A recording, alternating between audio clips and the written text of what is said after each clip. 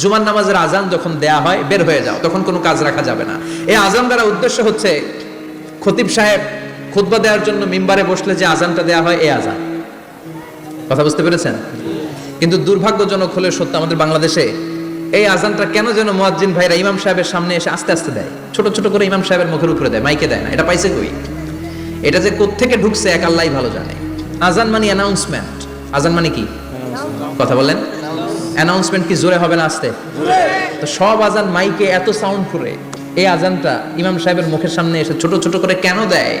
এটার কোনো দলিল আছে বলে আমার জানা নাই। এই আজানটাও মাইকে হতে হবে।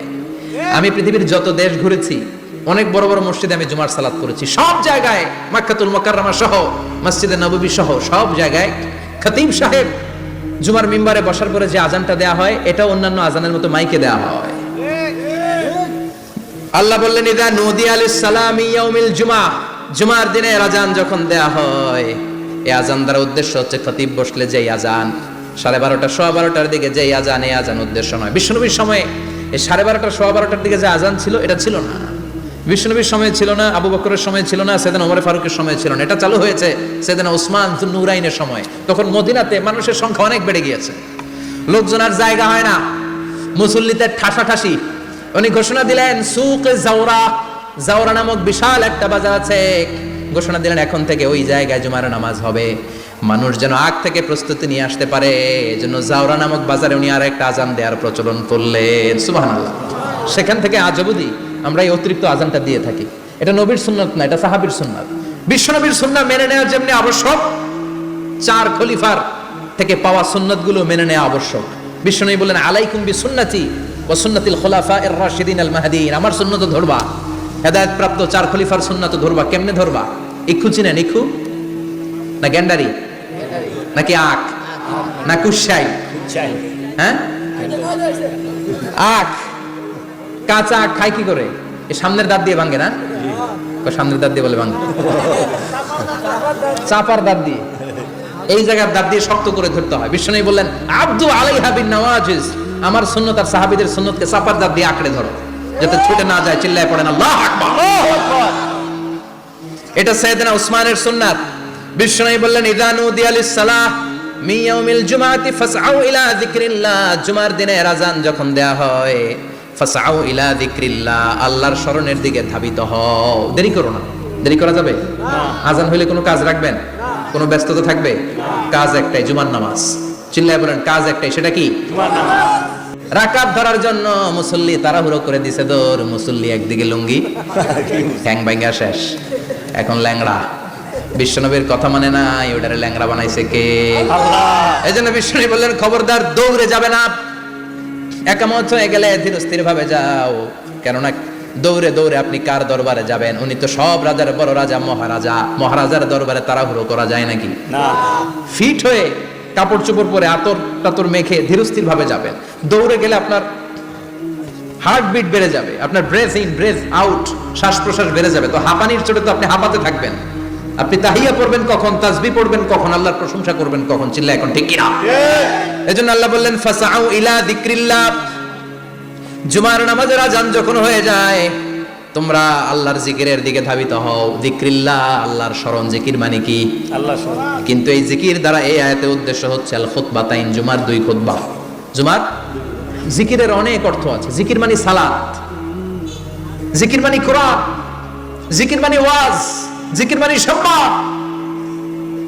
আবার জিকির মানে জুমার 2 খুতবা। আবার জিকির মানে সুবহানাল্লাহ, আলহামদুলিল্লাহ, লা ইলাহা ইল্লাল্লাহ, সুবহানাল্লাহ, আলহামদুলিল্লাহ, লা ইলাহা ইল্লাল্লাহ, লা ইলাহা ইল্লাল্লাহ, মুহাম্মাদুর রাসূলুল্লাহ সাল্লাল্লাহু আলাইহি ওয়াসাল্লাম। এটাও জিকির। বিশ্বনবীর মাদানী ইনিংস কয় বছরের? 10 বছর। বিশ্বনবীর মাদানী ইনিংস শুরু হয়েছে মসজিদে নববী তৈরি করার মধ্য দিয়ে। বিশ্বনবী মসজিদে নববী তৈরি করার পর মসজিদে নববীর খতিব হিসেবে দায়িত্ব নিলেন। সুবহানাল্লাহ। বিশ্বনবী 1টা 2টা 5টা 10টা না, মসজিদে নববীতে 10 বছরের ইনিংসে 500টারও বেশি জুমার খুতবা দিয়েছেন। সুবহানাল্লাহ। বাড়িতে যায় বলেন কত খুতবা? 500রও বেশি খুতবা দিয়েছে। মদিনার সমাজটা এমনি জান্নাতি সমাজ হয় নাই। মদিনার সোসাইটিটাকে জান্নাতি সমাজ বানানোর জন্য বিশ্বনবীকে 500টা বক্তব্য দিতে হয়েছে। চিল্লায় পড়েন আল্লাহু আকবার। প্রতি সপ্তাহে যে আয়াতগুলো নাজিল হতো বিশ্বনবী এগুলো নিয়ে কথা বলতেন। এই সপ্তাহে যে সমস্ত আয়াতগুলো নাজিল হলো ওই আয়াতগুলো নিয়ে বিশ্বনবী জুমার দিন খুতবার মধ্যে কথা বলতেন। এই সপ্তাহের মধ্যে রাষ্ট্রীয় যত ক্রাইসিস আছে এই সমস্যাগুলো নিয়ে বলতেন। এই সপ্তাহে সমাজের মধ্যে বড় বড় যত ঘটনাগুলো ঘটে গেল এগুলো নিয়ে বিশ্বনবী জুমার দিন কথা বলতেন। সুবহানাল্লাহ। যেন খতিব যারা আছেন জুমার আলোচনাটা অনেক কনস্ট্রাকটিভ, ফ্রুটফুল হতে হবে, কোরআনের আলোকে হতে হবে। বিশ্বনবী জুমার খুতবা দিচ্ছেন, হঠাৎ বিশ্বনবী দেখলেন হাসান আর হুসাইন লাল দুইটা জামা পরে জুমার মসজিদের মধ্যে ঢুকে একবার কাতারের এইদিকে দৌড় মারে, আরেকবার ওইদিকে দৌড় মারে। ছোট বাচ্চাদের এরকম দৌড়াদৌড়ি আছে না নাই? রাজা মেয়ারও আছে। ছোট বাচ্চাদেরকে মসজিদে ঢুকতে দেন তো না বের করে দেন? বের করে দেয়। সর্বনাশ। বাচ্চাদেরকে মসজিদ থেকে বের করবেন না, কখনোই বের করবেন না। তুরস্কের বিভিন্ন মসজিদে বড় বড় ফেস্টুন দিয়ে লেখা থাকে তারাবির নামাজে, জামাতের নামাজে মুরব্বীরা যখন সামনে নামাজ পড়বে পিছন থেকে যদি ছোট বাচ্চাদের চিল্লা চিল্লি আর কিচির মিচির শব্দ শুনতে না পাওয়া যায় তাহলে ভবিষ্যৎ প্রজন্ম নিয়ে আপনারা চিন্তিত থাকুন। পিছনে যদি বাচ্চাদের হই হুল্লোড় না থাকে, চিল্লাফাল্লা না থাকে, তার মানে নেক্সট জেনারেশন এগুলো মুসল্লি হবে না, এগুলো হবে ডাকাত। এজন্য জুমার খুতবাটা খতিব সাহেব যারা আছেন খুবই জরুরি। এটাকে খুব কনস্ট্রাকটিভ মুডে সমাজে তুলে ধরতে হবে, মানুষকে এডুকেট করতে হবে, ইনস্ট্রাক্ট করতে হবে। আপনাদের অনেক দায়িত্ব, you have huge responsibilities in your shoulder. আপনাদের অনেক দায়িত্ব। খতিব যারা, এটা ছোটখাটো কোনো রেসপন্সিবিলিটি নয়, এটা অনেক বড় দায়িত্ব।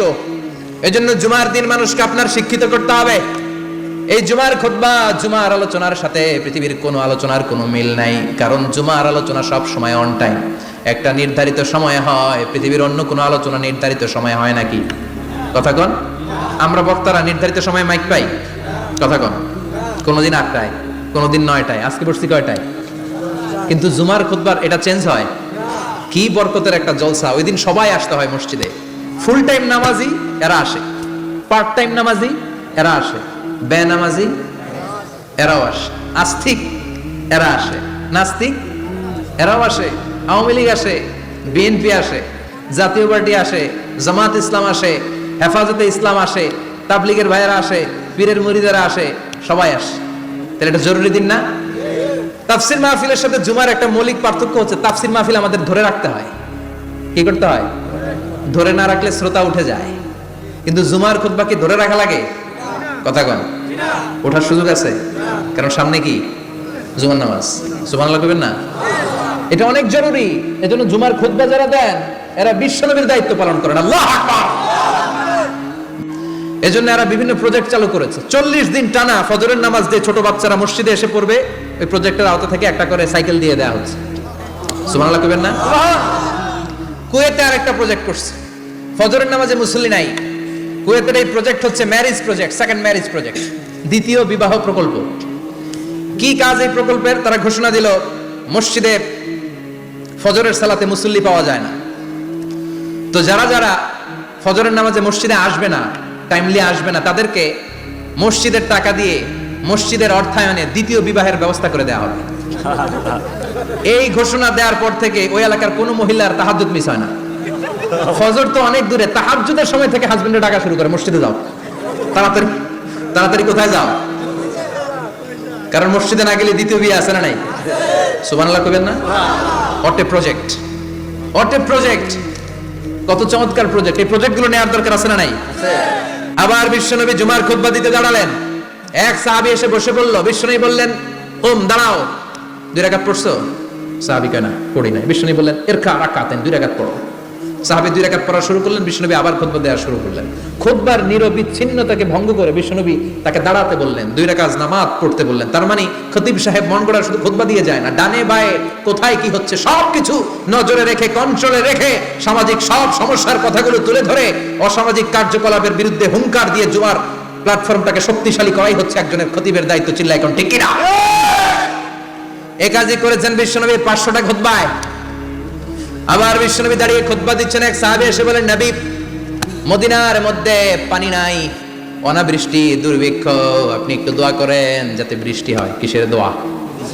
বিশ্বনবী জুমার খুতবা থামিয়ে দিলেন। খুতবা দিচ্ছিলেন, খুতবা থামিয়ে দোয়া করলেন, আল্লাহুম্মা আসকিনা আল্লাহুম্মা আসকিনা ইয়া গাউস আগিসনা, আল্লাহুম্মা আসকিনা গাইসান মুগীসান মারিআন মুরিআন নাফিআন গায়রা দা আজিলান গায়রা আজিল।